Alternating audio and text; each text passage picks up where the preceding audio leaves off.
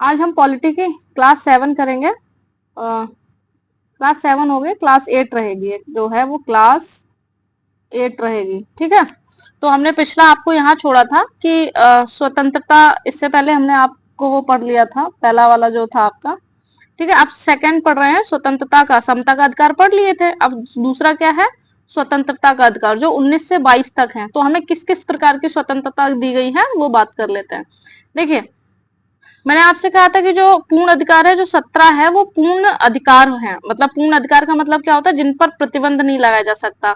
17 अस्पृश्यता था, तो भाई ये पूर्ण अधिकार है। अब ऐसा तो है नहीं कि भाई आप 17 को खत्म कर देंगे तो फिर खूब आप मतलब छुआछूत मनाओ, है ना। तो ये एकमात्र ये है जो पूर्ण अधिकार है। तो इस बात को याद रखेंगे, जो आर्टिकल 17 है वो पूर्ण अधिकार है। दूसरा, हम अपने स्वतंत्रता के अधिकार की क्या क्या स्वतंत्रताएं हैं 19 से 22 तक। 19 में 6 स्वतंत्रताओं की बात की गई है, वो अभी हम डिटेल से बात कर लेंगे। और उसको ओवरऑल कहते हैं विचार और अभिव्यक्ति की स्वतंत्रता। और विचार और अभिव्यक्ति स्वतंत्रता के तहत 5 जो 6 चीजें की बात हुई है। फिर 20 में आपकी विभिन्न सिद्धांतों से संरक्षण है, वो बात करेंगे। 21 आपका प्राण एवं दैहिक स्वतंत्रता है। 22 है गिरफ्तारी के विरुद्ध संरक्षण। ठीक है, तो हम एक एक पे बात कर लेते हैं। पहला है विचार एवं अभिव्यक्ति की स्वतंत्रता। आपको मैंने बताया था 15-16, ये बार बार मैंने लिखा है 15, 16, 19, 29, 30, ये केवल भारतीय नागरिकों के हैं। इसमें भी लिखा है केवल भारतीय नागरिकों, यह पूर्ण अधिकार नहीं है, क्योंकि वह ये छीन ली जाती है। 19 में प्रतिबंध लगाया जा सकता है, पता है कौन लगाएगा, संसद या विधानमंडल नियम बनाकर। ठीक है, प्रतिबंध उन्हीं आधारों पर लगाया जाएगा जो संविधान में दिए गए, इस बात को हमेशा याद रखेंगे। और इसमें ऐसा कुछ नहीं है। ठीक है, और हमेशा प्रतिबंध युक्त है या नहीं है, तो इसके लिए हमेशा जो न्यायालय है इसकी जांच करेगा। कुछ जो 19 स्वतंत्रताएं हैं, 19 कह रही हूँ, 19 के तहत जो स्वतंत्रताएं हैं वो उस पर बात कर लेते हैं। ए बी सी डी, है ना, ये एक इसके साथ ही है।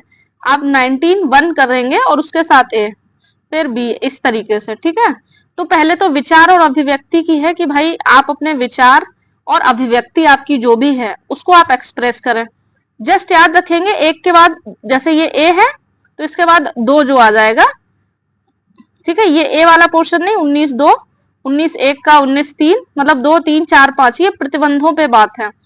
आप जैसे ही 19 2 आएगा, ये यहाँ प्रतिबंध हो जाएंगे। ठीक है, इस बात को याद रखना। जैसे प्रतिबंध पूछे जाए कभी तो 2 से स्टार्ट है। ठीक है, प्रतिबंध, और वो क्रम से चलेंगे, जैसे आप इसको क्रम से याद रखते हैं। और ये क्रम याद रखना जरूरी है, इस क्रम को याद रखेंगे क्योंकि एग्जाम में कभी कभी क्रम लगाने को आ जाता है। तो 19 ए जो है वो क्या कहता है, विचार और अभिव्यक्ति की स्वतंत्रता है। बी क्या कहता है, सम्मेलन, आप खूब सम्मेलन करें। तीसरा कहता है आप संघ बना सकते हैं। डी कहता है कि आप भ्रमण करें, यात्रा करें। ठीक है, उसके बाद आपका ई कहता है निवास की आपको स्वतंत्रता देता है। और आपका जी कहता है आप व्यापार भी कर सकते हैं। अब एक चीज हमको इसे क्रम में याद रखना है, तो भाई इसको ऐसे, भाई किसी का विचार आया, अब जो विचार आएगा तो वो सम्मेलन में एक्सप्रेस करेगा, अपनी अभिव्यक्ति क्या करेगा, सम्मेलन में एक्सप्रेस करेगा। अब मान लो इस सम्मेलन में 100 लोग थे, 100 में से उस सम्मेलन में इनके विचार और अभिव्यक्ति थी, मान लो 10-50 लोगों को अच्छी लगी, तो अब यही 50 लोग मिलकर अपना संघ बना लेंगे। अब ये संघ बना लेंगे तो भाई ये विचरण करेंगे, इधर उधर जाएंगे, और फिर वहां बसने लग जाएंगे। और बसेंगे तो भाई इन्हें, जब हर व्यक्ति जहां बसता है वहां व्यापार तो करता है अंत में, तो याद रखेंगे अंत में व्यापार है, इस बात को याद रखेंगे। तो इस तरीके से भी याद करेंगे तो आपकी चीजें क्लियर हो जाएंगी। ठीक है, मूल संविधान में मैंने आपको बताया था 7 स्वतंत्रताएं थी, जबकि 44वें संविधान 1900 आपका जो 78 था उसके तहत 19F को हटा दिया गया। ठीक है, तो हम केवल 6 पढ़ते हैं। अब 6 स्वतंत्रताएं रह गई हैं, यहाँ वही लिखा हुआ है। 19(1)F जो था वो हटा दिया गया, अब 6 स्वतंत्रताएं हैं। मैंने आपसे बार बार कहा आप टू द पॉइंट रहेंगे, इसमें जितना लिखा है आपको उतना लिखने की कतई आवश्यकता नहीं है।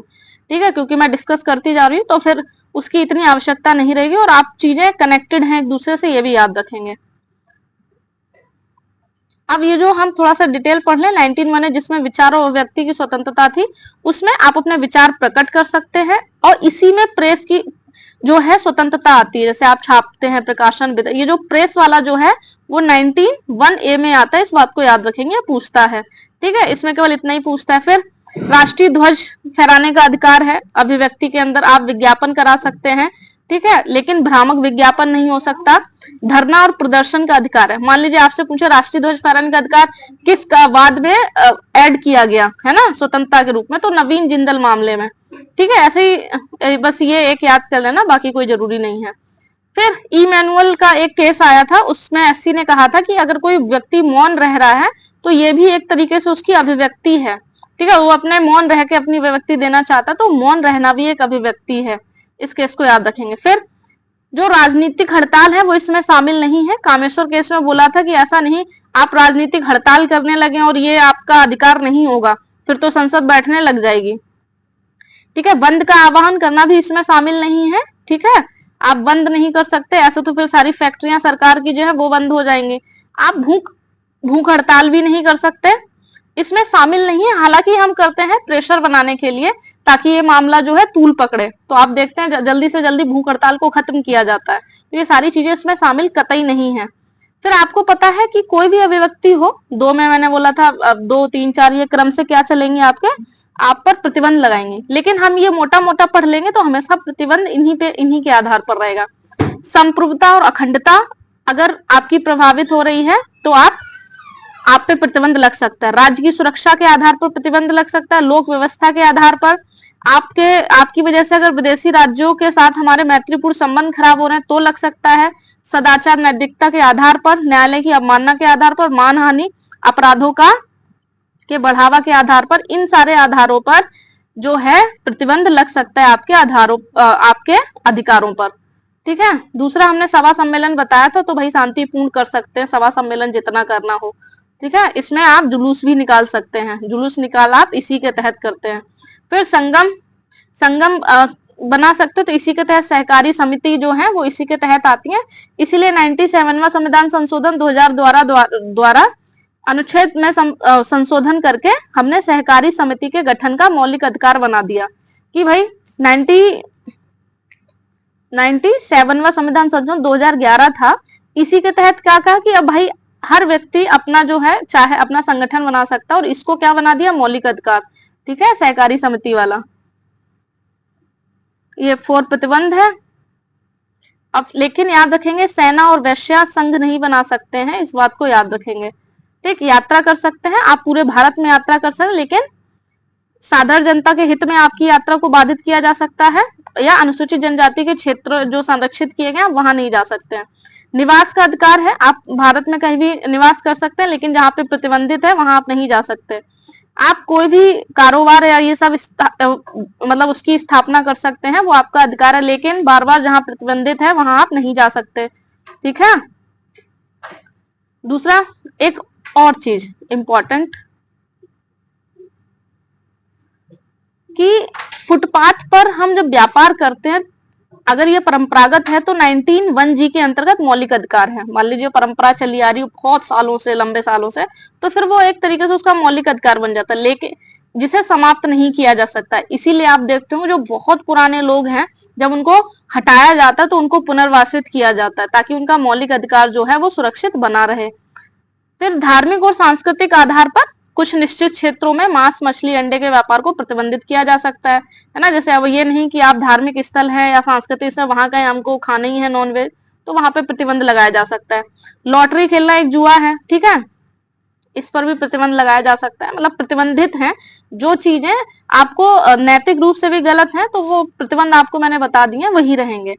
आर्टिकल 20 इंपॉर्टेंट है दोष सिद्धि के विरुद्ध, कि भाई आप दोष सिद्ध के विरुद्ध हमें कुछ संरक्षण दिए गए। 20 में कहा गया यदि व्यक्ति को जो दोष सिद्धि के विरुद्ध संरक्षण प्रदान करता है, क्या कहता है, जो भी व्यक्ति है तो उसको पहले वही दोष सिद्धि से पहले उसकी कुछ बातें जो हैं उन पर उनके सिद्धांत के बारे में बोला गया। जैसे कुछ सिद्धांत दिए गए, कार्योत्तर विधि के विरुद्ध संरक्षण दिया गया है, दोहरे जोखिम के विरुद्ध संरक्षण दिया गया और आत्म अभिशंसन के विरुद्ध। अब कार्योत्तर विधि या भूतलक्षी प्रभाव से क्या समझते हैं, ये वाला कि ये संरक्षण क्या है कि मान लीजिए अनुच्छेद 20(a) कहता है कि भूलक्षीय प्रभाव से अपराध या दंड निर्धारित करती है। मतलब बहुत पहले ऐसा कुछ हुआ हो तो उस प्रभाव से अगर अपराध या दंड निर्धारित करती है, ऐसे कार्यों को अपराध घोषित करती है जो करते समय अपराध नहीं थे, तो इसे ही कार्योत्तर विधि कहा जाए। मतलब मान लो एक व्यक्ति ने आज अपराध किया, ठीक, करते समय लेकिन ये अपराध नहीं था,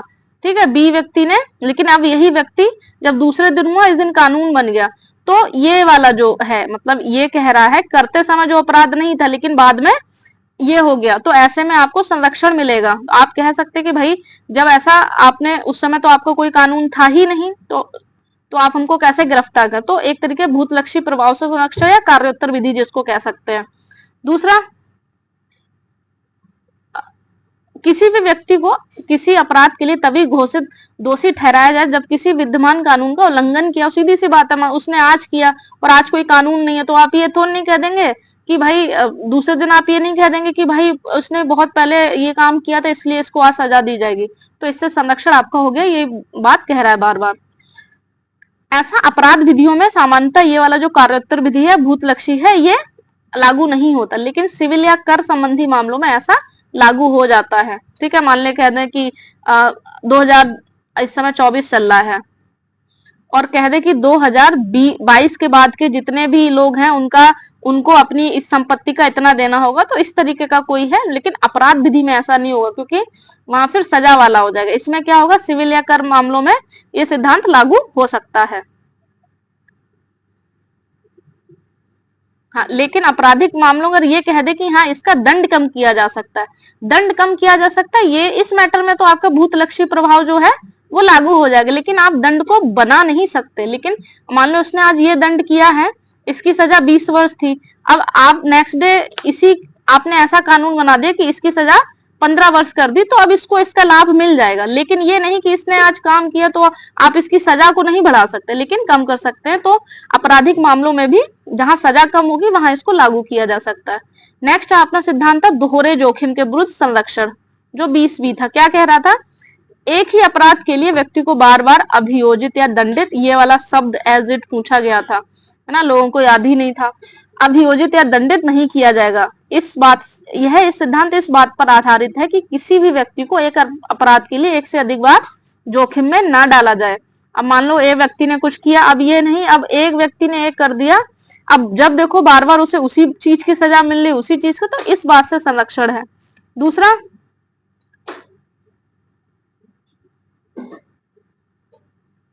आपका आत्म अभिशंसन का सीधा सा मतलब है कि व्यक्ति को उसी के विरुद्ध, स्वयं के विरुद्ध साक्ष्य देने के लिए बाध्य नहीं किया। पहले फिल्मों में आप नहीं देखा सकते थे, उसको प्रेशराइज किया जाता था कि तुम कबूल करो कि हाँ तुम ही ने ये किया है। तो अब इससे क्या है, मतलब वो तो आप स्वयं के लिए, मान लीजिए आप हैं तो आप स्वयं के विरुद्ध साक्ष्य देने के लिए बाध्य नहीं किया जाएगा। फिर एक मालीमत कमेटी आई थी, उन्होंने बोला था कि अभियुक्त के फिंगरप्रिंट हो, पैर के तलवे, निशान, हस्ताक्षर के नमूने भी लिए जा सकते हैं, किसमें, एज अ फिंगरप्रिंट के रूप में। ठीक है, आर्टिकल 21 बात कर लेने, प्राण एवं दैहिक स्वतंत्रता जो है वो भारत और विदेशी दोनों के। अब भाई प्राण ऐसा तो ना भारतीय केवल वही जिंदा रहे, विदेशी है तो मर जाए, ऐसा नहीं ना, तो ये दोनों के लिए है। किसी भी व्यक्ति को उसकी प्राण और दैहिक स्वतंत्रता से विधि द्वारा स्थापित प्रक्रिया से ही वंचित किया जा सकता है। ये यहाँ याद रखेंगे, विधि द्वारा स्थापित प्रक्रिया। यहाँ प्राण से मतलब है जीवन और दैहिक स्वतंत्रता से मतलब है कि शरीर से संबंधित सुरक्षा दी जाए, है ना। इसमें क्या कहा है, विधि द्वारा स्थापित प्रक्रिया। अगर आपको शरीर से संबंधित स्वतंत्रता है, आपके जीवन को खत्म करना है, तो उसको विधि द्वारा स्थापित ही खत्म किया जा सकता है, अन्यथा नहीं। हुआ क्या था, अब इसको समझते हैं, विधि द्वारा स्थापित प्रक्रिया, ये जापान से लिया गया है। यहाँ होता क्या है, विधि द्वारा स्थापित प्रक्रिया के अंतर्गत कानून के पालन तथा उसे लागू करने के तरीकों पर विचार किया कि भाई कैसे भी करके, वही इससे पहले हमने जो आपको बात किया था कि ये प्रोसेस देखता है, केवल ये देखता है कि नियम सही से लागू है कि नहीं है ना। ये कार्यपाल के कार्यों को नियंत्रित करने का प्रयास करता है। इसमें ये नहीं देखा जाता है, सॉरी, नियम को सही तरीके से लागू किया गया है या नहीं, इसे देखा जाता है। एक सेकंड रुकिए, मैं इसको थोड़ा सा ये कर लूं, पेन थोड़ा सा। हाँ, तो क्या था, ये कह रहा है कि भाई कानून का पालन सही से हुआ है कि नहीं, मतलब ये केवल प्रोसेस देखता है। ये प्रोसेस भैया इधर से उधर ना हो जाए, बाकी सामने वाला मर जाए, जैसे भी है वो मर जाए, लेकिन हमारी प्रोसेस टस से मस ना हो, मतलब कठोर है, ये इसमें कोई लचीलापन नहीं है। उसे लागू करने के तरीकों पर ही विचार करता है, देखता है सही है, मतलब ये केवल कार्यपालिका को कार्यों को निर्देशित करता है कि उसने सही से काम किया कि नहीं किया। ठीक, लेकिन इसी के संदर्भ में फिर अमेरिका का एक बहुत बड़ा कॉन्सेप्ट आया था, सम्यक विधि प्रक्रिया, हमने इसको ऐड किया। ठीक है, इसमें कहा गया था विधि के पालन के साथ साथ विधि की तर्क संगतता पर भी विचार किया जाता है, कि ये नहीं केवल विधि बना दी, हम जैसे हैं केवल मतलब कहते हैं लकीर के फकीर नहीं होंगे, हम ये देखेंगे भाई विधि तर्क संगत है या नहीं है, विधि कैसी है, इसका प्रभाव किस तरीके से पड़ रहा है। तो इस तरीके मतलब ये केवल लागू करने पर ही ध्यान नहीं देता, मतलब कार्यपालिका पे ही ध्यान नहीं, भाई कार्यपालिका जो होती है वही तो लागू करती है, तो उस पर ध्यान नहीं देता, जबकि जो बनाने वाले होते हैं कानून व्यवस्थापिका उस पर भी ध्यान देता है। तो हमारे लिए ये सम्यक विधि प्रक्रिया वाला हमने जब इसको ऐड किया तो ये इसने और चीजें अच्छी कर दी। ठीक है, और सम्यक विधि प्रक्रिया है, मान लीजिए किस केस से आया था, तो मेनका गांधी का जो केस था उसमें सम्यक विधि प्रक्रिया को लाया गया था। ठीक है, बस इसमें इतना है। अब इसमें ही जैसे आपको ऐड कर लेंगे, भाई विधि द्वारा स्थापित प्रक्रिया और सम्यक विधि में अंतर पूछे तो विधि के पालन का ही देखता है कि भैया सही है, मतलब लकीर की फकीर, और ये उसके साथ साथ उसकी तर्क संगत पे भी देखता है, उसकी रीजनलिटी पे भी बात करता है। कार्यपालिका के कार्यों को देखता है, ये कार्यपालिका के साथ विधायिका को भी देखता है, ये नैसर्गिक न्याय को नहीं देखता, मतलब प्राकृतिक न्याय नाम की कोई चीज होती है कि सारी चीजें ठीक हैं कि नहीं है, मानव के विरुद्ध तो नहीं है, इसमें ये सारी चीजों को देखा जाता है। जापान से लिया गया और ये अमेरिका से। ठीक है, ये जो था ए गोपालन केस आया था उसके द्वारा इसको लागू किया गया था, लेकिन बाद में मेनका गांधी केस के साथ इसको हमने स्थापित किया। ठीक, अब प्राण एवं दैहिक स्वतंत्रता के अंतर्गत निम्न सारे आप देखते हैं आर्टिकल 21 के तहत बहुत सारे हैं, आपको कभी कभी मिलता है, तो इसमें जो इंपॉर्टेंट है वो देख लें। एक तो निःशुल्क शिक्षा का अधिकार है, निःशुल्क विधिक सहायता का अधिकार है, यह मौलिक अधिकार है 21। फिर क्षतिपूर्ति पाने का अधिकार है, इसलिए आप देखते हैं क्षतिपूर्ति पाने के लिए सीधे लोग सुप्रीम कोर्ट चले जाते हैं। पर्यावरण संरक्षण का अधिकार है, ये किस केस में आया गया था पर्यावरण, MC मेहतावाल। फिर विवाह का अधिकार है, विवाह लता जो वाद था उसमें आया था। शांतिपूर्ण सोने का अधिकार है, रामदेव बाबा वाला जो मामला हुआ था तब ये दिया गया था। उसके बाद जो पूछा था है भोजन पाने का अधिकार है, इसलिए आप देखते हैं गवर्नमेंट आपको खाना देती ही देती है। विदेश यात्रा का अधिकार है, लेकिन सुरक्षित यात्रा की गारंटी नहीं है, एक बार ऐसे ही आया था तो कि भाई अब सुरक्षित यात्रा का अधिकार है, तो ये हमारा मौलिक अधिकार नहीं है, लेकिन विदेश यात्रा का अधिकार है। अच्छी सड़क पाने का अधिकार है। ठीक है, सार्वजनिक स्थलों पर धूम्रपान करने से निषेध का अधिकार है ना। एकांतता या निजता का अधिकार है, right to privacy. Phone tap करने के विरुद्ध संरक्षण है। कैदियों का बंदी या कैदी ऐसा नहीं कि आप उनको बड़ी बड़ी बेड़ियां डाल दे, तो बेड़ियों से उससे है। ठीक है, उसके बाद एकांत कारावास के ऐसा नहीं कि आप बिल्कुल काल कोठरी में डाल दें, तो हमारे यहाँ पे ये मना है, सुनील बात्रा मामले में ऐसा बोला गया था। फिर श्रमजीवी महिलाओं का यौन उत्पीड़न से संबंधित जो है उससे संरक्षण है, ये भी एक हमारा मूल अधिकार। विशाखा जो गाइडलाइन थी उसमें ऐसा बोला गया था कि भाई जो कामकाजी महिलाएं हैं उन्हें यौन उत्पीड़न से संरक्षण दिया जाएगा। फिर विशाखा गाइडलाइन सुप्रीम कोर्ट ने निकाली थी कि भाई उसमें बताया था कि इतने नंबर ऑफ अगर इतने आपके महिला कर्मचारी हैं तो आपको वहां पर एक टीम गठित करनी पड़ेगी जहां महिलाएं अपनी चीजें बता सकें। ध्वनि प्रदूषण से सीमा निर्धारित करना, ये सब है, मतलब जो इम्पोर्टेंट है वो हमने बात कर ली है। फिर 21A शिक्षा का अधिकार दिया गया है। निःशुल्क और अनिवार्य शिक्षा अधिनियम 2009 आया था, ठीक है, जिसको लागू 1 अप्रैल 2010 से, मतलब 86वें संविधान संशोधन 2002 द्वारा अनुच्छेद 21A जोड़ा गया, जिसमें बोला गया 6 से 14 वर्ष तक के बच्चों को निःशुल्क और अनिवार्य शिक्षा देना उनका मौलिक अधिकार होगा। फिर चूंकि 21 मूल संविधान में नहीं था, ये याद रखेंगे, लेकिन मोहिनी जैन कर्नाटक वाला जो वाद आया जिसमें शिक्षा पाने का अधिकार को मूल अधिकार बना दिया गया। ठीक है, आपसे पूछे मूल अधिकार का किस वाद में, तो याद रखेंगे। फिर निःशुल्क और अनिवार्य शिक्षा अधिनियम कब लागू हुआ? 1 अप्रैल 2010 को, हमारे लिए जो इम्पोर्टेंट है। 22 गिरफ्तारी के विरुद्ध अधिकार हमें दिया गया है। क्या 22 में बोला गया है गिरफ्तार विधि से संबंधित है, इसमें हमें कुछ चीजें ध्यान में रखनी है। क्या 2 प्रकार की गिरफ्तारी होती है, एक तो सामान्य गिरफ्तारी, एक विशेष गिरफ्तारी। जो सामान्य होती है दंडात्मक निरोध कहते हैं, जो विशेष होती है उसे निवारक कहते हैं। अब दंडात्मक जो सामान्य गिरफ्तारी है वो 22 में 1 से लेकर 3 तक क्लॉज में बटी हुई है। इसमें क्या कहता है, जब कोई व्यक्ति अपराध करता है तो उसे दंड देने के लिए गिरफ्तार किया जाता है, इसे दंडात्मक निरोध कहते हैं, सामान्य गिरफ्तारी कहते हैं। लेकिन इसके तहत भी हमें कुछ संरक्षण मिले हैं कि भाई गिरफ्तारी का आधार और कारण बताना होगा। व्यक्ति अपने रुचि के अनुसार वकील रख सकता है और 24 घंटे के अंदर उसे मजिस्ट्रेट के पास पेश करना होगा पुलिस को। ठीक, तो सामान्य गिरफ्तारी 22 में 1 से 3 तक, और उसके बाद 4 से 7 आपका विशेष।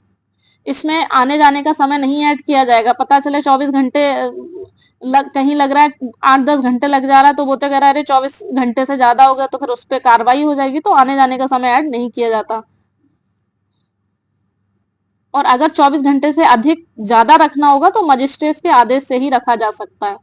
फिर 22(3) में बोला गया जो हमारे विदेशी शत्रु हैं उनको उनके मैटर में, जो 22(3) हम जो पढ़ रहे हैं, हमने देख लिया कि यहां तक हो गया। 22(3) के अनुसार उपरोक्त अधिकार निम्नलिखित को प्राप्त नहीं होगा। एक तो विदेशी शत्रु और जो हमारे निवारक निरोध के अंतर्गत गिरफ्तार व्यक्ति हैं। 22(3) में बोला गया कि हमारे विदेशी शत्रु और निवारक निरोध के अंतर्गत अगर किसी को गिरफ्तार किया गया तो ये वाले जो अधिकार हैं उनको ये प्राप्त नहीं होंगे। अब हम पढ़ लेते हैं 22(4)(7) में क्या, 4 में 7 से लेके बोला गया है निवारक निरोध। दंडात्मक में क्या था, पहले गिरफ्तार किया मतलब कोई अपराध, इसमें क्या है कि एक ही प्रकार की गिरफ्तारी, इस प्रकार की गिरफ्तारी होती है बिना अपराध के ही की जाती है। मतलब उसमें तो उसने अपराध किया होता है तब गिरफ्तारी, लेकिन यहाँ पे क्या होता है, मात्र किसी को शक होता है कि ऐसा ऐसा फलाना करने वाला है, केवल शक के आधार पर हम क्या करते हैं, उसको गिरफ्तार कर लेते हैं। तो उसे अपराध के पूर्व ही गिरफ्तार कर लिया जाए ताकि अपराध होने की संभावना समाप्त हो जाए। ठीक है, ऐसा इसको निवारक कहते हैं। ये जनरली जो होता है देशद्रोही या फिर आतंकवादी, उनके लिए ऐसा किया जाता है। इसके अंतर्गत व्यक्ति को 3 माह तक आप आराम से कैद में रख सकते हैं, और अगर इससे अधिक रखना हो तो आपको हाईकोर्ट द्वारा एक गठित सलाहकार बोर्ड होगा, उसके परामर्श पे ही आप 3 माह से अधिक रख सकते हैं। और इस बोर्ड में हाईकोर्ट का न्यायाधीश होगा या फिर सेवानिवृत्त न्यायाधीश होगा, या ऐसी योग्यता रखने वाला व्यक्ति, इस बात को याद रखेंगे। जो निवारक निरोध है वो समवर्ती सूची का है, तो आप देखते हैं कि भाई राज्यों के अपने कानून हैं आतंकवाद को लेके, राष्ट्र के अपने हैं। तो जैसे कुछ कानून है उनके, राष्ट्रीय सुरक्षा अधिनियम रासुका जिसको कहते हैं 1980 में आया, आतंकवाद विरोधी अधिनियम इसको पोटा कहते हैं 2002 में आया, बंधुआ मजदूरी अधिनियम 1976 में आया जो आर्टिकल 23 के विषय में लाया गया था। ठीक है, तो ये कुछ है वो याद रख लेंगे। जैसे मान लो अपने स्टेट के महाराष्ट्र का मकोका था, उत्तर प्रदेश का यूपी कोका था। ठीक है, तो सबका वो। अब हम देखते हैं शोषण के विरुद्ध अधिकार 23 और 24। आर्टिकल 23 कहता है कि मानव का एक तो व्यापार नहीं होगा और उससे बलात् श्रम मतलब वो नहीं मतलब जबरदस्ती श्रम नहीं कराया जाएगा। सभी प्रकार के मानव व्यापार को खत्म किया गया और जबरदस्ती काम लेने से मनाही थी और बेगारी को प्रतिबंधित किया। पहले होता ना लोग दास बना लेते थे और जबरदस्ती काम करते, इस सब से आर्टिकल 23 हमको क्या देता है, राहत देता है। जैसे 23 आर्टिकल मैंने बताया था बंधुआ मजदूरी अधिनियम, ये आर्टिकल 23 को ही राहत दे रहा है। फिर अब ये है भाई, सरकार देश हित में काम ले सकती है, जेल में कैदियों से काम लिया जाता है। वो ना कहेंगे कि हमारे तो आर्टिकल 23 का उल्लंघन हो रहा है। आर्टिकल 23 जो का अधिकार है वो व्यक्ति को प्राप्त है, मजदूरों को प्राप्त मजदूरी ना मिले तो ये 23 का उल्लंघन कहते हैं, मतलब एक तरीके से बंधुआ मजदूरी कराई जा रही है। 24 कहता है, टू द पॉइंट, क्या कह रहा है कि कारखाना आदि में बच्चे की नियुक्ति पर प्रतिबंध। 14 वर्ष से कम आयु के बच्चों को किसी भी कारखाने में या खान में या संकट में कोई भी उद्योग उसमें नहीं लगाया जाएगा, चाहे कुछ हो जाए। ये बच्चों को शोषण के विरुद्ध वो करता है, संरक्षण प्रदान करता है। अब ये सब हमारे मतलब के नहीं है। अनिवार्य शिक्षा मतलब कैसे उसे दूर किया जाए। सीधा ये धार्मिक स्वतंत्रता का अधिकार जो है 25 से 28 तक है। भारत हमारा जो है पंथ निरपेक्ष राज्य है, अर्थात ऐसा राज्य जो प्रत्येक धर्म में संप्रदाय के प्रति समान दृष्टि रखता है या फिर किसी के प्रति कोई वो नहीं रखता। ठीक है, 2 तरीके से लेते हैं। 25 में कहा गया कोई भी व्यक्ति अंतःकरण या उसको धर्म को मान सकता है या उसका प्रचार कर सकता है। ठीक, इसमें क्या क्या है, पहले में अंतःकरण है मतलब किसी धर्म को स्वीकार करना, धर्म को मानने की स्वतंत्रता है, उसके अनुसार आचरण कर सकता है और उसका प्रचार कर सकता है। अब इस पे भी प्रतिबंध लगाया जा सकता है, ऐसा ना हो कि वो लोक व्यवस्था, सदाचार, स्वास्थ्य, मतलब एक तरीके से इन सारी चीजों को वो ना ठहराए, नुकसान ना पहुंचाए। फिर 25(2) क्या कहता है कि राज्य धर्म से जुड़े हुए आर्थिक, वित्तीय, राजनीतिक, धार्मिक और क्रियाकलापों को नियंत्रित कर सकते हैं। ठीक है, जैसे सिख जो है कृपाण धारण कर सकते हैं। 25 में प्रयुक्त हिंद शब्द में सिख जैन और बौद्ध शामिल किए गए हैं, पारसी शामिल नहीं है। ठीक है, हमारे आर्टिकल 25 में जो हिंद शब्द किया गया उसमें पारसी शामिल नहीं है, पूछा जाता है। तो एक तरीके से कह रहा है कि धर्म से जुड़े जितने भी आर्थिक, वित्तीय, राजनीतिक, धार्मिक या सामाजिक क्रियाकलापों को नियंत्रित भी कर सकता है राज्य। ठीक है,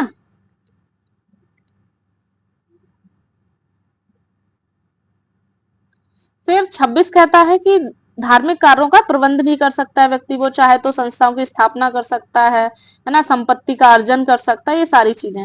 तो अनुच्छेद जो 26 है वो 25 का ही विस्तार है। यह ना केवल व्यक्तियों को बल्कि धार्मिक संस्थाओं को भी स्वतंत्रता देता है। जो 26 कह रहा था ना कि 26 क्या कह रहा था, देखिए 26 कह रहा था धार्मिक कार्यों की प्रबंध की समस्या, मतलब आप उसको प्रबंध कर सकते हैं, मतलब संस्था और ये सब उसका प्रचार प्रचार। ठीक है, तो जो 26 है वो 25 का ही विस्तार है। 25 में बोला गया था ना वित्त और ये सब राजनीति, इन सबको नियंत्रित कर सकता है व्यक्ति चाहे तो। ठीक है, और हालांकि राज्य भी कर सकता है। फिर कह रहा है आर्टिकल 27, किसी भी धर्म के व्यक्ति के लिए करों में छूट होती है। तो आप ज्यादातर देखते हैं लोग मंदिर और मस्जिद और ये सब बनवा के क्या करते हैं, ताकि करों में छूट हो, है ना, उनकी वो जमीन जो है उससे वो उन सारी चीजों से मुक्त हो जाए। किसी भी व्यक्ति को किसी भी धर्म विशेष के विकास तथा रख रखाव के लिए खर्च की गई राशियों पर कोई कर नहीं लिया जाएगा। जो आर्टिकल 27 है वो टैक्स लेने की मनाही करता है, लेकिन शुल्क लिया जा सकता है, टैक्स नहीं लिया जा सकता है, लेकिन शुल्क टैक्स जो होता है वो संपत्ति पे लगता है, लेकिन शुल्क है वो सेवा पे लगता है। तो शुल्क लिया जा सकता है लेकिन टैक्स नहीं ले सकते, क्योंकि उसे हमने संपत्ति नहीं माना है इसलिए। 28, कुछ शिक्षण संस्थाओं में धार्मिक शिक्षा और धार्मिक उपासना में उपस्थिति में स्वतंत्रता दी गई है। वो चाहे जो पूर्ण रूप से पोषित है सरकारी, वहां पे धार्मिक स्वतंत्रता नहीं दी जा सकती।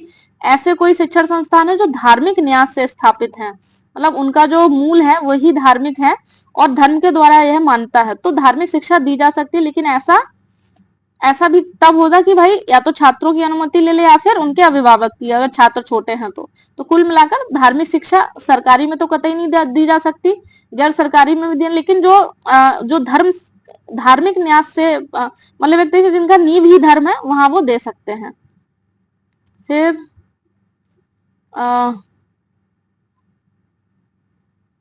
वहां उसमें कोई कुछ नहीं है।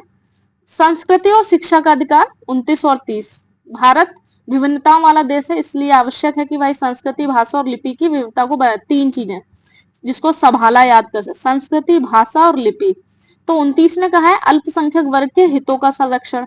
29 का अधिकार भारतीय नागरिकों को प्राप्त है, जो अल्पसंख्यक और बहुसंख्यक सभी को आपको यह प्राप्त है। क्या क्या कि भाई वो अपनी भाषा तो भाई किसी की हो सकती है, मान लीजिए लिपि संस्कृति है ना, तो अब ये बहुसंख्यक की भी हो सकती है और अल्पसंख्यक की भी हो सकती है। तो इसमें दोनों है, याद रखना। एक बार ये क्वेश्चन पूछा गया था, चूंकि मेरे में इस तरीके से लिखा था तो मैंने टैकल कर लिया था। ठीक है, वहां केवल लिखा था कि 29 है वे केवल और अल्पसंख्यक के लिए तो नहीं है, बहुसंख्यक के लिए भी है। और फिर तो ये तो पता ही है, भाषा को बनाए रखने के लिए भाषा के लिए आंदोलन का अधिकार भी इसी में शामिल है। फिर पूछा दिया गया है 29(2), ये इतना इंपॉर्टेंट नहीं है कि भाई लिंग और जन्म स्थान के आधार पर भेदभाव कर सकता है, वो हमारा नहीं है। 30, शिक्षण संस्थाओं की स्थापना और उनका प्रशासन। मान लो किसी शिक्षण संस्थान की स्थापना करनी हो फिर उसका प्रशासन देखना, तो ये सिर्फ और सिर्फ अल्पसंख्यक वर्गों के लिए है। ठीक है, तो कह रहा है यह अधिकार भारतीय नागरिकों को प्राप्त है जो धार्मिक और भाषाई अल्पसंख्यक हैं। नोट क्या है, जो धार्मिक रूप से अल्पसंख्यक और भाषाई रूप से अल्पसंख्यक हैं, उनको अधिकार है कि वो उनकी स्थापना कर सकते हैं शिक्षण संस्थान को और उन पर प्रशासन अपना कर सकते हैं। तो अनुच्छेद जो 30 है, धर्म और भाषा के आधार पर अल्पसंख्यक वर्ग को अपनी रुचि के अनुसार शिक्षण संस्थाओं की स्थापना और प्रशासन, मतलब दो धर्म और भाषा अल्पसंख्यक की, और वो उसका क्या कर सकते हैं, उसकी स्थापना और प्रशासन देख सकते हैं। ये सब हो गया। सरकार अल्पसंख्यक कुछ नहीं है, छोड़िए, ये हमें पता होना चाहिए। इतने लोग अल्पसंख्यक कहे जाते हैं, मुस्लिम, सिख, बौद्ध, पारसी, जैन। ठीक है, फिर 31 संपत्ति का अधिकार 300, अब अनुच्छेद 300A में पहुंच गया है। 31 जो था, जो 19(1)(f) के तहत मौलिक अधिकार था, इसको 44वें संविधान संशोधन द्वारा जनता पार्टी की सरकार ने 301 के तहत इसे केवल विधिक अधिकार बना दिया। ठीक है, इसमें और कुछ याद करने वाला नहीं है। उसमें भी बोला गया कि उसकी संपत्ति से विधिक प्राधिकार द्वारा ही वंचित किया जा सकता है। ऐसे नहीं कि बस आपने कह दिया और हो गए, उसका एक प्रॉपर आपको विधि बनानी पड़ेगी तब। फिर इसमें ऐसा कुछ नहीं है।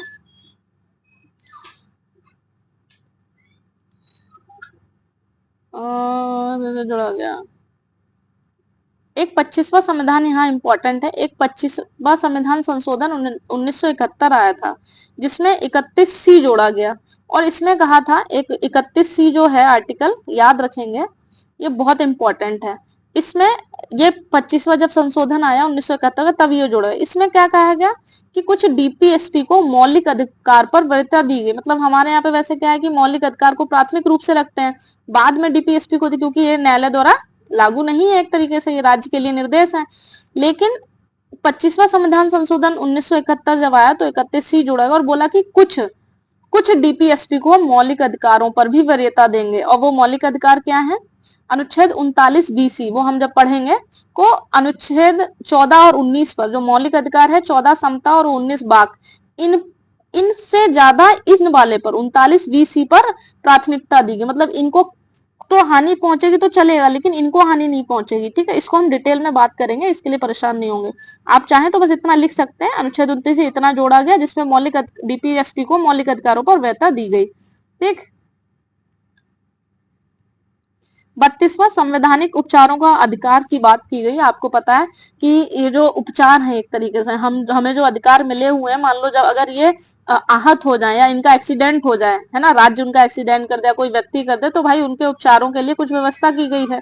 तो वो उपचार ही हैं, वो 32 में कहे गए हैं।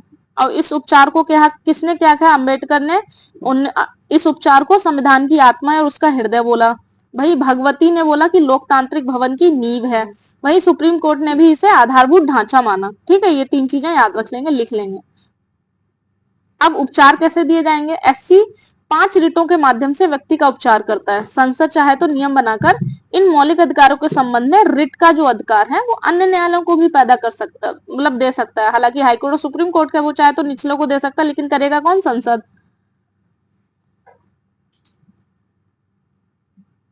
फिर आइए उपचार में, आपको पता है उपचार के लिए 32 के तहत सुप्रीम कोर्ट और अनुच्छेद 226 के तहत हाई कोर्ट से उपचार मिलता है। अब उपचार क्या मिलता है? जब मूल अधिकार के उपचार एससी या हाई कोर्ट को प्रारंभिक समवर्ती अधिकार है, मतलब दोनों को देखा जाए तो दोनों को बराबर अधिकार है।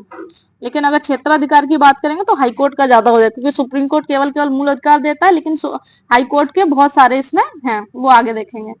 226 के तहत हाईकोर्ट जाता है तो हाईकोर्ट उसके मामले को गुण दोषों के आधार पर अंतिम रूप से खारिज कर देता है। तो हाईकोर्ट के निर्णय के खिलाफ एससी नहीं जा सकता, या फिर उस मामले को सुप्रीम कोर्ट में दाखिल नहीं किया जा सकता। इसको कहते हैं प्रांग न्याय सिद्धांत। मतलब आपसे प्रांग न्याय सिद्धांत का मतलब क्या है? मान लो हाईकोर्ट ने कोई मामला देखा, अब हाईकोर्ट ने कोई मामला देख लिया, उसने सब कुछ देख के उसको खारिज कर दिया कि इसमें कुछ नहीं है, तो अब हाईकोर्ट के निर्णय के खिलाफ आप सुप्रीम कोर्ट नहीं जा सकते। ठीक है, उसको सुप्रीम कोर्ट में दाखिल नहीं किया, इसी को प्रांग न्याय कहते हैं और इंपॉर्टेंट है। लेकिन ये प्रांग न्याय बंदी प्रत्यक्षीकरण के मामले में लागू नहीं होता। अगर ऐसा है बंदी प्रत्यक्षीकरण देखा और तब भी सुप्रीम कोर्ट ने हाई कोर्ट ने खारिज कर दिया, तो लेकिन वो मामला अगर बंदी प्रत्यक्षीकरण से लेके है तो आप हाई कोर्ट के भले मामला खारिज कर दे, लेकिन आप सुप्रीम कोर्ट जा सकते हैं। ये इस बात को कह रहा है। अब देखिए 32 और 33 में थोड़ा सा अंतर देख लेते हैं। ये अपने आप में एक मौलिक अधिकार है, केवल मौलिक अधिकार है। 32 बात है, ये है इसके तहत सामान्य संवैधानिक अधिकार है। मतलब ये मौलिक अधिकार तो देखा है, बाकी के अधिकारों को भी देख सकता है इसमें हाई कोर्ट, और इसमें सुप्रीम कोर्ट केवल मौलिक अधिकार को ही देखता है। वही लिखा है, मौलिक अधिकारों के संबंध में ही रिट निकालता है। ये मौलिक अधिकार के साथ साथ अन्य विषयों पर भी रिट निकाल सकता है, तो इनका क्षेत्राधिकार बड़ा हो गया। फिर एससी मौलिक अधिकारों के संबंध में उपचार देने के लिए बाध्य है, ये बाध्य नहीं है, याद रखेंगे। रिट निकालने के संबंध में हाईकोर्ट का क्षेत्राधिकार अधिक है, क्योंकि एससी केवल मूल अधिकार से संबंधित निकालता है और ये मूल के साथ साथ अन्य बाकी चीजों में भी। ठीक है, एससी का निर्णय भारत के किसी भी अधीनस्थ न्यायालय पर बाध्यकारी होंगे, ये भी बाध्यकारी होंगे, केवल उसके राज्य क्षेत्र वाले में। जनहित याचिका एक आया था, जनहित याचिका में बोला गया था कि जनहितवाद का आधार अनुच्छेद 32 ही है, मतलब इसी को एक्सपेंड किया गया। पहली बार जनहित याचिका की शुरुआत 1985 में पीएन भगवती द्वारा की गई थी। इंपॉर्टेंट है, याद कर लेंगे।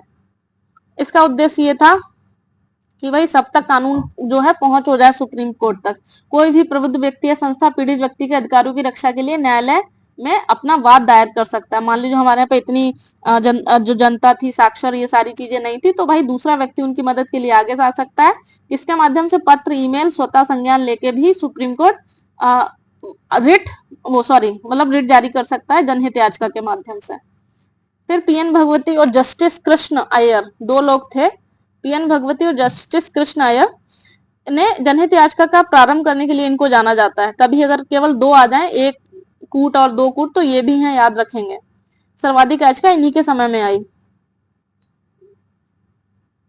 और न्यायिक सक्रियता जनहितवाद है, मतलब न्याय इतना सक्रिय है, जनहितवाद ने न्याय को बहुत सक्रिय बना दे, इसलिए जनहितवाद न्यायिक सक्रियता का ही वो है। और जनहितवाद का प्रारंभ अमेरिका में हुआ, तो उसी से हमने भी सीखा। अब रिटें होती क्या है, एक बार देख लेते हैं। रिट एक उपचार है जो 5 प्रकार का होता है। बंदी प्रत्यक्षीकरण, परमादेश, प्रतिषेध, अधिकार प्रेक्षा, उत्प्रेषण।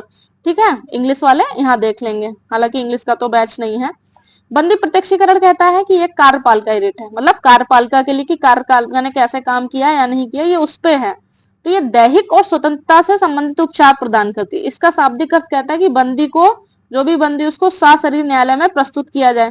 इस प्रकार प्रस्तुतिकरण के पश्चात न्यायालय गिरफ्तारी के आधार और प्रक्रिया देखता है, और अगर न्यायालय को लगता है कि अवैध तरीके से बंदी की गई है, बंदी बनाया गया है, तो इस आदेश के साथ इस प्रकार की रिट को जारी करता है और क्षतिपूर्ति भी प्रदान करता है। इसका मतलब क्या है, व्यक्ति को अवैध गिरफ्तारी से मुक्ति दिलाना और व्यक्ति और कार्यपाल की निरंकुशता को। ऐसा तो फिर अगर ये अधिकार नहीं होता तो फिर ये क्या करता है, हर किसी को जेल में डाल देती, कोई भी सरकार निरंकुश हो सकती थी। ठीक है, बंदी प्रत्यक्षीकरण मानव स्वतंत्रता का सर्वोत्तम अग्रदूत है, सीधी सी बात है ना। सबसे ज्यादा मानव स्वतंत्रता को किसने बना रखा है, बंदी प्रत्यक्षीकरण ने, है ना। यह रिट सार्वजनिक और निजी दोनों मामले में जारी हो सकता है। ये नहीं निजी वाले हैं तो कैद कर लेंगे क्या। यदि व्यक्ति न्यायालय के आदेश से कैद में रखा गया तो यह जारी नहीं होगा, सीधी सी बात है। न्यायालय ने कर रखा है तब तो कोई बात ही नहीं है। इस मैटर में दूसरा व्यक्ति भी आवेदन कर सकता है, पीड़ित है ना, पीड़ित तो कर ही सकता है, लेकिन दूसरा व्यक्ति भी। बंदी प्रत्यक्षीकरण के मामले में प्राकृतिक न्याय को देखा जाता है, सीधी सी बात है, और फिर इस पर लागू नहीं होता। मैंने आपको बताया था, प्रांग न्याय मतलब एससी के बाद सुप्रीम कोर्ट नहीं जा सकता है कोई। परमादेश का ही मतलब है परम आदेश। अब ये भी कार्यपालिका को ही दिया जाएगा। क्या कार्यपालिका कि भाई लोक संस्था और लोक निकाय या लोक अधिकारी अपने कर्तव्यों का अगर निर्वहन नहीं कर रहा है, तो उनके कर्तव्यों का निर्वहन कराने के लिए, उनको याद दिलाने के लिए क्या करता है, न्यायालय ये आदेश जारी करता है। एक तरीके जो सो गया उसे जगाना। यह रिट लोक सेवक, लोक संस्था या लोक निकाय के खिलाफ जारी होती है, निजी सार्वजनिक क्षेत्र में ही होती है। ये निजी के खिलाफ जारी नहीं होती। राष्ट्रपति, और वैसे देखा जाए राष्ट्रपति, राज्यपाल और न्यायालय के विरुद्ध जारी, न्यायाधीश के विरुद्ध जारी नहीं होते। निजी क्षेत्र तो मतलब ही नहीं है। इसमें पीड़ित या प्रभावित व्यक्ति ही करेगा, ठीक है, और इसमें प्राकृतिक न्याय देखने का कोई मतलब ही नहीं है। ठीक है, प्राकृतिक न्याय का मतलब वो सारी चीजें सही से देखी जा रही है, ऐसा नहीं मानव का जो स्वभाव है या फिर मानव के उसको अस्तित्व को ही खत्म किया जा रहा है, तो प्राकृतिक न्याय वो होता है। अधिकार प्रेक्षा, ये भी कार्यपालिका से ही पूछा जाता है कि कोई व्यक्ति अवैध तरीके से तो नहीं बैठा है, कोई पद धारण नहीं किया है, तो कार्यपालिका इस रिट के माध्यम से पूछती है किस आधार से आपने ये पद ग्रहण किया है। यदि जो व्यक्ति से पूछा गया वह व्यक्ति अपनी विधिक स्थिति सिद्ध कर देता है, तो न्यायालय उसे हटाने का आदेश, सिद्ध नहीं कर पाता तो उसे हटाने का आदेश देगी इस रिट के माध्यम से। ठीक है, अब ये जो रिट होगा पहले तो पद की वैधता की जांच करता है ना, और ये निजी पद धारण करने वाले व्यक्तियों के विरुद्ध जारी नहीं होता, और कोई भी व्यक्ति आवेदन कर सकता है। इसमें नैसर्गिक न्याय को देखा जाता है। नैसर्गिक मतलब प्राकृतिक न्याय। प्रतिषेध, यह न्यायिक है। प्रतिषेध और उत्प्रेषण जो है ये न्यायिक है, बाकी 3 कार्यपालिकाएं हैं। ये न्यायालय के विरुद्ध, जब कोई अधीनस्थ न्यायालय हो, अधिकरण हो, या कोई भी ऐसा जो अपने क्षेत्राधिकार से बाहर जाकर किसी मामले का विचरण करता है, तो वरिष्ठ न्यायालय चाहे सुप्रीम कोर्ट, हाई कोर्ट उस रिट के माध्यम से आदेश देता है कि इस मामले का विचरण रोक दें, आप इसकी स्थिति को वहीं छोड़, आप इस पर कोई विचार ना करें, अब हम देख लेंगे। ठीक है, ये अधीनस्थ न्यायालयों के लिए लाया जाता है। तो ये कब लाया, जब कोई क्षेत्र अधिकार से बाहर अपना न्याय क्षेत्र रखता है या फिर विचार करता है। ये केवल और केवल लंबित मामला अगर कोई है तो उन पर ही जारी किया जा सकता है। ऐसा नहीं कि निर्णय दे दिया गया, केवल लंबित है अभी। ये क्या है, न्यायालय की क्षेत्राधिकार संबंधी त्रुटि। ये ऐसा ना हो कि छोटे न्यायालय अपनी जो है अपनी एक तरीके से औकात भूल जाएं, तो उनकी औकात याद दिलाने के लिए बड़े न्यायालय इस तरीके की रिट जारी करते हैं। फिर अब सीधी सी बात है, ये विधायक का कार्यभार निजी का मतलब ही नहीं है जब ये वो न्यायिक रिट है तो, ठीक है। पीड़ित व्यक्ति ही इसके लिए आवेदन करेगा अगर किसी को लग रहा है कि ये कोर्ट अपना वो। इसमें क्या है, उत्प्रेषण, ये भी न्यायिक ऋण है, याद रखेंगे। इसमें अधीनस्थ न्यायालय ये देखता है कि किसी ने प्राकृतिक न्याय का उल्लंघन तो नहीं किया है। अगर ऐसा कुछ होता है तो वो देखता है, अपने पास मंगा लेता है। मान लो किसी ने निर्णय दे दिया, उत्प्रेषण का मतलब क्या है कि भाई उसने मतलब क्या है, इसमें क्या देखा कि मान लो किसी ने निर्णय दे दिया और प्राकृतिक न्याय का उल्लंघन हुआ है ना, मानव के अधिकारों का ध्यान नहीं रखा, सब कुछ, ये सारी चीजें हैं जो बेसिक चीजों का ध्यान नहीं रखा न्याय में, केवल आप प्रोसेस फॉलो करते चले गए, तो उसमें क्या करेंगे, उसको अपने पास मंगा लेगा। बोला कि सारे दस्तावेज हमें दो, हम देखेंगे। ये किसी भी स्तर पर जारी हो सकता है मामला, चाहे लंबित हो चाहे निर्णय दे दिया गया हो, ठीक है। तो सीधा सा मतलब है पीड़ित व्यक्ति ही आवेदन कर सकता है। मतलब नैसर्गिक न्याय या प्राकृतिक न्याय का मामले के पक्षकार को युक्तियुक्त सूचना देना है ना। ऐसा नहीं है कि उसको बहुत पीड़ित किया गया है तो पीड़ित व्यक्ति का पक्ष भी उससे सुनने के लिए उसे मौका देना, सुनवाई का अवसर देना, है ना, उसे अपने हिसाब से वकील, ये सारी चीजें करके, है ना, ये सारी चीजों का ध्यान देना ही प्राकृतिक न्याय होता है। प्रतिषेध और उत्प्रेषण में अंतर देख लेते हैं। एक तो समानता और वो दोनों ही न्यायिक ऋण है, रिटें हैं, दोनों ही अधीनस्थ न्यायालयों के खिलाफ लाई जाती हैं। जो प्रतिषेध होता है ये केवल लंबित मामलों पे लाता है, लेकिन उत्प्रेषण जो होता है बाद के, अगर निर्णय दे दिया गया है, लंबित है, दोनों स्तरों पे लाया जा सकता है ना। प्रतिषेध में क्या होता है, विचारण जो कर रहे हैं ज्यादा उस पे वो सक्रिय है, उनको रोकना। जबकि उत्प्रेषण में क्या होता है, उनको जो आदेश दे दिया होता है उनको उनकी चीजें देखना, है ना, प्राकृतिक न्याय है या नहीं है, इस तरीके से, और फिर उसको अपने पास बुला लेना। अब इसमें जो है, जो परम आदेश है उसमें नैसर्गिक न्याय को नहीं देखा जाता, बाकी सारी चीजों में नैसर्गिक न्याय देखा जाता, ठीक है। अब उसमें क्या देखेंगे, परम आदेश में हम आदेश दे रहे हैं, हम देखें कि भाई चीजें इसमें मतलब एक तरीके से प्राकृतिक न्याय की इसमें कोई कॉन्सेप्ट ही नहीं है, लेकिन बाकी सब में प्राकृतिक न्याय देखा जाएगा। केवल जो अधिकार प्रेक्षा है एक ऐसी रीट है जिसमें प्रभावी व्यक्ति के अलावा भी कोई भी व्यक्ति जा सकता है। तो उसी को मैंने थोड़ा सा डिटेल लिखा है, जो भी आपसे मैंने बोला। मौलिक अधिकारों का महत्व तो आपको वही लोकतांत्रिक व्यवस्था बनी रहती है ना। आपकी जो कार्यपालिका है, विधायिका है, वो सब निरंकुश नहीं होती, ये सारी चीजें हैं, इनका तो बेसिक चीजें हैं। आर्टिकल 35 जो है उसमें बोला मौलिक अधिकार के संबंध में नियम जो है वो संसद ही बनाएगी। और जो मौलिक अधिकार हैं वो भाई देखिए कि रक्षा सुप्रीम कोर्ट, हाई कोर्ट दोनों पे सौंपी गई है। विधायिका, कार्यपालिका और व्यक्ति, इन सभी के विरुद्ध प्राप्त है मौलिक अधिकार, है ना। मौलिक अधिकार को भारतीय संविधान का मैग्ना कार्टा कहा जाता है। मैग्ना कार्टा जो था इंग्लैंड का 12 पंद्रह, हमने स्टार्टिंग में पढ़ा था, ठीक है, उससे तुलना की जाती है।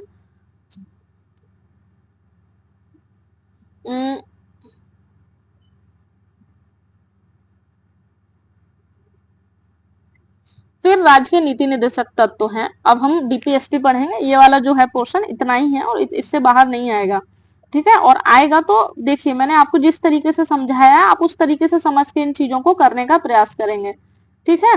बाकी चलिए अब इस क्लास को यहीं खत्म करते हैं। बाकी आशा करते हैं आपको चीजें समझ में आई होंगी, ठीक है।